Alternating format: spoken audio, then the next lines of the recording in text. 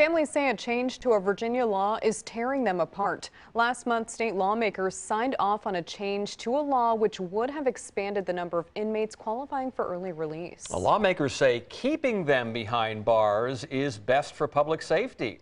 And at your side, investigative reporter Julie Millet has both sides of this issue. Julie. Tom, Jerry James is an inmate at Deerfield Correctional Facility. When he learned he qualified for an early release, he started making plans with his wife for a new life. But now he says that dream has been taken away in an instant. Paulette James looks forward to the day when her husband Jerry will be able to join her at the park. We were going to come here to Mount Trashmore. He wants to run up the steps and get to the top like Rocky did. But it will be years before that's possible. Paulettra's husband, Jerry James, is currently serving 38 years in prison. In 2002, he pled guilty to a string of armed robberies in Virginia Beach.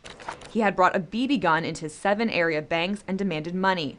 Jerry and Paulettra met through her son, who befriended Jerry in prison. Doing Bible studies together, and then it just blossomed into, I fell in love with him. And on May 10 of 2017, we got married. This call is from a correction facility and is subject to monitoring and recording. We were only allowed to speak to Jerry James via a phone call. Now 22 years into his sentence, he says meeting and marrying Paulettra has been the highlight of his time on the inside. You know, we just fell in love. We just love at first sight when we first met in the visiting room. But he's had his share of lows. James's pardon was denied last year, but then he found out he qualified to earn time off his sentence with rehabilitation programs.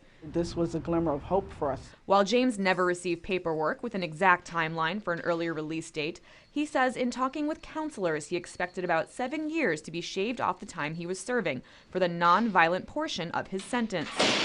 It was joyous. It was, let's start looking at house plans again. But then in June, the governor introduced and the General Assembly passed an amendment to the earned sentence credits law. Now, inmates with both violent and nonviolent offenses no longer qualified for early release. The governor's office says there was too high a risk of recidivism. Everyone knows that, in fact, the original bill wasn't meant to accelerate the release of folks who had committed violent crimes. So the bill had an error in the way it was written versus what was intended. But for James, who says he's been working towards an associate's degree and participating in rehabilitation programs, the change to the law was a gut punch. Give me that opportunity to show that I am the man that I say I am today. Second chances is about trusting that people change. We reviewed transcripts from James's police interviews immediately following his arrest. He told officers back then that he was suicidal when he brought his BB gun into those banks. I was doing it to hoping to be gunned down. He says he feels he was suddenly stripped of his second chance. Just to have that second chance, a glimpse of freedom. The first thing James says he wants to do when he gets out, whenever that might be, is return here to Mount Trashmore. And just, throw my hands in the air and just, thank God for allowing me to actually climb this mountain.